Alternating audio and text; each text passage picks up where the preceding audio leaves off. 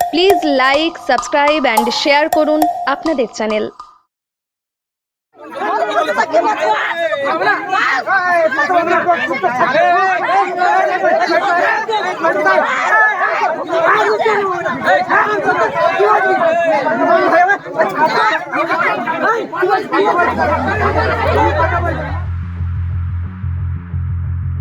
পূর্ব বর্ধমানের ভাতারের কুলনগরের বাসিন্দা বলরাম দাসের স্ত্রী মমতা দাসের অস্বাভাবিক মৃত্যুকে ঘিরে ব্যাপক চাঞ্চল্য দেখা গেল ভাতারে।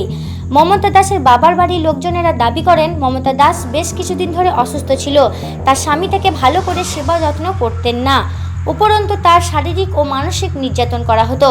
মমতা দাসের স্বামী বলরাম দাস পেশায় একজন টোটো চালক। মমতা দাসের বাবার বাড়ির লোকজনেরা দাবি করেন যে তাকে মেরে ফেলা হয়েছে।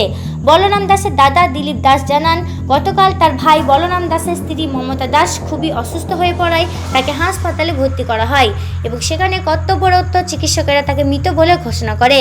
তারপর তার দেহটিকে সরাসরি মর্গে পাঠানো হয় ময়না তদন্তের জন্য। ময়না তদন্ত করে মৃতদেহ শেষকৃত্য করার জন্য নিয়ে আসার সময় ভাতার থানার সন্নিকট বর্ধমান কাটোয়া সড়কে মমতা দাসের বাপের বাড়ি এবং শ্বশুরবাড়ি উভয় পক্ষের লোকজনের মধ্যে ব্যাপক ঝামেলা শুরু হয়।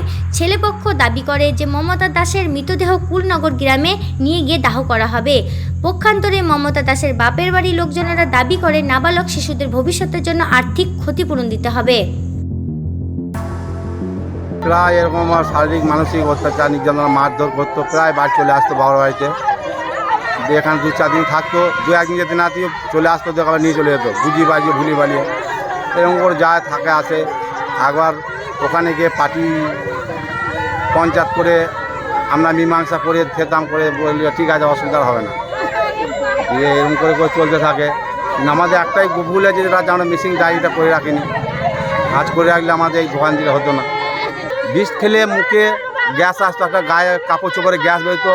বাড়ির যে মেয়ে ছেলেগুলো এসেছিলো তারা কোনো গন্ধ পায় নাই, তার পরিবর্তে গলায় কানে হাতে যেসব জায়গায় কাল ছিটে মারার দাগ পেয়েছে।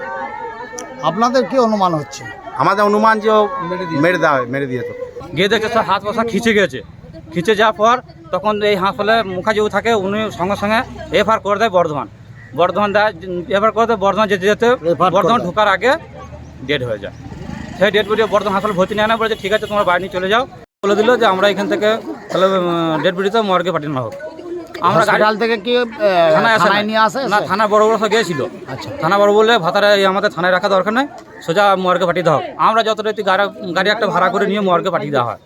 মর্গে থাকে বডি আজকে পোস্টমর্টম করে নিয়ে আসা হয় এখানে। গতকাল মারা গেছে? গতকাল দুপুরে 3টে নাগাদ মারা যায়। মেরে দিয়েছিল মারাতে, আমাকে খবর দেয় নেই কিছুই না। তারপরে 12টার সময় খবর করছে 8 ঘন্টার মধ্যে মৃত্যু। তাহলে কি মারা ছাড়া কি আছে? ওর তো কেউ নিখোঁজ, কোনো পাত্তাই পাচ্ছি না।